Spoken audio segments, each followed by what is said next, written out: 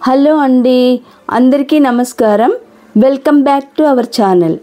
మధుర స్వప్నం కథ తరువాత భాగం తెలుసుకుందాం. కృష్ణలో ఉన్న ఓర్పుకి మంచితనానికి ముగ్ధుడైన రాజారాం గారు తన స్నేహితులకి కృష్ణ మంచి డాక్టర్ అని చెప్పడంతో అతనికి కేసులు సులభంగా వస్తున్నాయి. చిత్ర విచిత్రంగా ఉండే వారి ధోరణి కృష్ణకి గమ్మత్తుగా ఉండేది. అందరూ ఉన్నవాళ్లే. డబ్బుతో పాటు మనుషులకి గుండెపోటు, రక్తహీనత, ఆకలి లేనితనం కూడా వస్తాయని వాళ్ళని చూస్తుంటే అనిపించేది. ప్రతి చిన్న విషయం వాళ్ళకి ఆదుర్దానే. ఈ ఆదుర్ద అనే రాక్షసి కోరల్లో చిక్కి నలిబిలి అవుతున్నామని వాళ్ళకి తెలీదు. ఆ రోజు కృష్ణ బాత్రూంలో స్నానం చేస్తూ కూనిరాగం తీస్తున్నాడు. ఇంతలో ఫోన్ గణగణా మోగింది. రాధ వెళ్ళి తీసింది. ఫోన్లో విన్న రాధ వెంటనే పరిగెత్తుకు వచ్చి గబగబా బాత్రూమ్ తలుపులు బాదింది. ఏమండి, అంజయ్య గారికి హార్ట్అటాక్ వచ్చిందట, మిమ్మల్ని అర్జెంటుగా రమ్మంటున్నారు, వారి అబ్బాయి ఫోన్ చేశాడు అని చెప్పింది. వస్తున్నా. అప్పటి వరకు కృష్ణ చెంబుతో నీళ్లు పోసుకుంటున్నవాడల్లా గబాలన బకెట్ ఎత్తి ఒక్కసారి నెత్తిమీద కొమ్మరించుకునేందుకు టవల్తో గబగబా తుడిచేసుకుని బయటికి వచ్చేశాడు. రాధ ఫోన్ పట్టుకోగా అతను ఫోన్లో మాట్లాడుతూ అంజయ్య గారి కొడుకు చెప్పింది వింటూనే బట్టలు వేసుకున్నాడు. ఇప్పుడే వస్తున్నా, మీరేం కంగారు పడకండి అంటూ గబగబా వెళ్ళిపోయాడు. రాధ అతనిని పంపి తిరిగి వచ్చింది. టేబుల్ మీద బ్రేక్ఫాస్ట్ కోసం పెట్టిన ఇడ్లీ, కాఫీ దీనంగా చూశాయి. రాధ వాటిని చూడగానే ప్రాణం ఉసూరుమంది. కృష్ణకి ఇడ్లీలో అల్లం చట్నీ అంటే చాలా ఇష్టం. ఈరోజు ఆ చట్నీ ఉందని వినగానే బాత్రూంలోకి వెళ్ళబోతూ గబాలన స్నానం చేసి వచ్చేసి డజన్ ఇడ్లీలు తినేస్తా ఉండు అన్నాడు. రాధ నిట్టూర్చింది. వచ్చి టేబుల్ దగ్గర కూర్చుంది. కృష్ణ తినకుండా వెళ్ళిపోయాడు. రాధకి కూడా తినబుద్ధి కాలేదు. రాధ బ్రేక్ఫాస్ట్ గిన్నెలు తీసేసి పని మనిషికి ఇచ్చేసింది. అంజయ్య గారికి ఎలా ఉందో కృష్ణ పత్తా లేడు. ఇంతలో ఫోన్ మోగింది. కృష్ణ చేశాడు. రాధ, నేను ఇంటికి రాలేను, నువ్వు భోజనం చేసే. మా రాధ మంచిది, బంగారు తల్లి, చెప్పినట్టు వింటుంది అన్నాడు.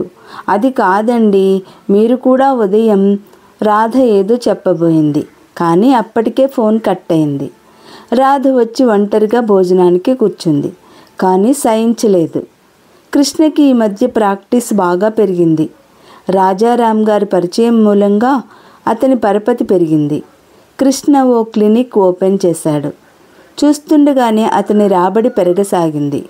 ఇంట్లోకి ఫ్రిడ్జ్, టీవీ, తివాసీ లాంటివి ఖరీదైన సామాను రాసాగాయి. అవి తెచ్చినప్పుడు అతను ఎంతో ఉత్సాహంగా చిన్న పిల్లాడిలా, రాధా, ఈ ఫ్రిడ్జ్ ఎక్కడ పెడదాం, ఈ టీవీ బెడ్రూమ్లో అయితే బాగుంటుంది కదూ అంటుంటే రాధ కూడా అతని ఉత్సాహంలో భాగం పంచుకుంటూ ఇంట్లో ఆ సామాను సర్దేది. ఇంటికి ఫోన్ వచ్చిన తర్వాత రాధ ఎంత సంబరపడిపోయిందో. దానికి లేసు కుట్టిన గుడ్డ వేసి అలంకారం చేసి అమర్చి అపురూపంగా చూసింది. ఒక్కోసారి రాత్రివేళ రాధ అతనితో సరదాగా హాయిగా ఉన్నప్పుడు ఫోను గణగణమంటూ మొదలైంది. కృష్ణ ఫోన్ తీశాడంటే వేరే మనిషి అయిపోతాడు. పేషెంట్ పలకరిస్తే అతనిలో ప్రేమికుడు మాయమై డాక్టర్ కనిపిస్తాడు. రోగుల దగ్గర నుంచి ఫోన్ వస్తే చాలు, అతనిని ఎవ్వరూ ఆపలేరు. రాత్రివేళ అతను ఇంటికి వచ్చే వరకు రాధ అలాగే వేచి చూస్తుండేది. ఒక్కోసారి అలా కూర్చునే నిద్రపోయేది. కృష్ణకి అలా ఉన్న రాధని చూస్తుంటే అపరిమితమైన జాలి వేసేది. రాధని లేపి తనే అన్నం కలిపి తెచ్చి తినిపించేవాడు. కృష్ణ క్లినిక్లో పేషెంట్స్ని చూస్తున్నాడు. బయట చాలామంది ఉన్నారు. లోపల కృష్ణ ఒక వయసు మళ్ళిన సేట్ని పరీక్ష చేస్తూ, మీరు రోజు వాకింగ్కి వెళ్ళాలి, భోజనం కూడా తగ్గించాలి అని చెబుతున్నాడు. ఇంతలో కళ్యాణి అక్కడికి వచ్చింది. గుడ్ ఈవినింగ్ అంది. కృష్ణ ఉలిక్కిపడి తిరిగి చూశాడు. గుమ్మంలో కళ్యాణి నిలబడి ఉంది. పింక్ కలర్ చీర కట్టుకుని ముత్యాల జూకాలు పెట్టుకుని ఉంది. ఆమె శరీర లావణ్యం ఆ చీర రంగుతో రెట్టింపు అయినట్టుగా ఉంది. అందం, ఐశ్వర్యం ఆమె యవ్వనానికి పట్టాభిషేకం చేస్తున్నట్లుగా ఉన్నాయి. ఆ క్షణంలో ఆమెను చూసిన ఎవ్వరూ ఆమెకి చీమంత బాధ అయినా తెలుసునంటే నమ్మరు. ఏమిటలా చూస్తున్నారు? అడగకుండా లోపలికి వచ్చాననా అంది. ఆ చనువు మీకు కాకపోతే ఇంకెవరికి ఉంటుంది? రండి రండి అన్నాడు. అంటే నేను మీకు ముఖ్యమైన పేషెంట్నా? కృష్ణ వారిస్తున్నట్టుగా చెయ్యి గాలిలోకి ఎత్తాడు. నో, ప్లీజ్, మీరు పేషెంట్నని ఎప్పుడూ అనకండి. మీకు ఏ వ్యాధి లేదని ఇప్పటికి 100 సార్లు చెప్పాను. ష్యూర్? రెట్టించింది. డ్యామ్ ష్యూర్, ఖచ్చితంగా అన్నాడు. కళ్యాణి క్షణంసేపు అతని కళ్ళల్లోకి సూటిగా చూసింది. అతని చూపులో రవ్వంత కూడా తడబాటు లేదు. తను అన్న మాటల్లో దృఢమైన నమ్మకం అతని కళ్ళల్లో స్పష్టంగా కనిపిస్తోంది. కృష్ణ పేషెంట్కి మందులు రాసి ఇచ్చి పంపేశాడు. కళ్యాణి లోపలికి వచ్చి కూర్చుంది. బయట ఇంకా చాలామంది వెయిట్ చేస్తున్నారు. ప్రాక్టీస్ బాగానే ఉన్నట్లుందే అంది. వచ్చిన వాళ్ళంతా మీ పేరే చెబుతున్నారు అన్నాడు అతను. వెళ్ళాక మీ పేరే చెప్పుకుంటారులేండి. ఎవరి నోట విన్నా డాక్టర్ మంచివారు మంచివారు అనే. ఇంత మంచితనం మీకు ఎలా వచ్చిందబ్బా? క్రిందటి జన్మలో మీలాంటి మంచి ఫ్రెండ్స్తో స్నేహం చేసి ఉంటాలేండి. కళ్యాణి పక్కున నవ్వింది. మీరు మాటల్లో చతురులు సుమా. డాక్టరు అయిన వ్యక్తికి మందులు వ్రాసే నేర్పుతో పాటు మాటలు చెప్పే నేర్పు కూడా ఉండాలి కదా. నేను మీకు శుభవార్త చెప్పడానికి వచ్చాను. నిజమా? అరెరే, ఇంత ఆలస్యమా? శుభవార్తలు ఎప్పుడూ చప్పున చెప్పేయాలి. చెప్పండి, ఏమిటది? కళ్యాణి బ్యాగ్ తెరిచింది. అందులో నుంచి కాగితం తీసి ఇస్తూ, మీ జాండీస్ మందు ఫార్ములాని విజయ ఫార్మస్యూటికల్ కంపెనీ వాళ్ళు కొనడానికి అంగీకరించారు. ఇదిగో వారు. ఆ మందు తయారు చేయడానికి మీతో ఒప్పందం కావాలని కోరుతూ వ్రాసిన ఉత్తరం.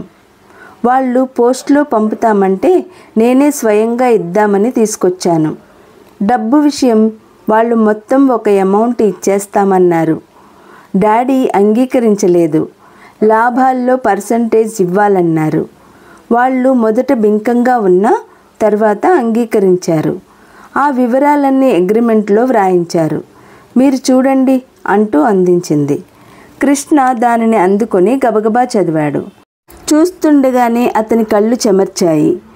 ఒక మామూలు డాక్టర్కి ఇది ఎంతో సంపద కింద లెక్క. అతను తలెత్తి కృతజ్ఞతగా చూస్తూ, కళ్యాణి, నీ రుణం ఎలా తీర్చుకోగలను అన్నాడు. స్నేహితుల మధ్య రుణాల ప్రసక్తే లేదు. మనం ఫ్రెండ్స్ అవునా అంది. అవును, కానీ మీరు నాకు చేసిన ఈ సహాయానికి నేను బదులు ఏం తీర్చుకోగలను? తీర్చుకోలేను అనకండి. ఏమో, ఎవరు చెప్పగలరు? మీరు నా కోసం తప్పనిసరిగా ఏదైనా చేయాల్సిన క్షణం వస్తుందేమో. ఆ క్షణమే రావాలి, కానీ నేను సంతోషంగా నా జీవితం ధారపోస్తాను. కళ్యాణి అతని వైపు చురుగ్గా చూసింది. అతని కళ్ళు స్నేహ నిశ్చలమైన భావంతో నిర్మలంగా మెరుస్తున్నాయి. కళ్యాణి, ఈ డబ్బులో నాకు వచ్చిన దాంట్లో సగం సీతాలుకి చెందుతుంది. సీతాలు ఎలాగూ లేదు. అలాంటి పేదవాళ్ళకి వినియోగించాలి. పెట్టాలి అనే మంచి బుద్ధే మనకి ఉండాలి, కానీ ఈ లోకంలో దీనులు ఆర్తులు ఎంతోమంది ఉన్నారు. కళ్యాణి కుర్చీలో నుంచి లేచి కిటికీ దగ్గరకు వెళ్ళింది. ఆ నడకలో, ఆ నిలబడడంలో ఏదో అలజడి కానొస్తోంది. బయటకు చూస్తూ అంది, అవును, ఒకప్పుడు నేను కూడా ఆ పిచ్చివాళ్లలాగే బ్రతికాను. ఈ జీవితంలో అందం, యవ్వనం, డబ్బు, అధికారం అన్నీ శాశ్వతం అనుకున్నాను. కళ్యాణి కిటికీ రెక్కకి తల ఆనించి కళ్ళు మూసుకుంది. కృష్ణ లేచి దగ్గరికి వచ్చాడు. కళ్యాణి పెదవి నములుతూ ఏదో వ్యధని మింగడానికి ప్రయత్నం చేస్తోంది. కళ్యాణి, ఏమైంది?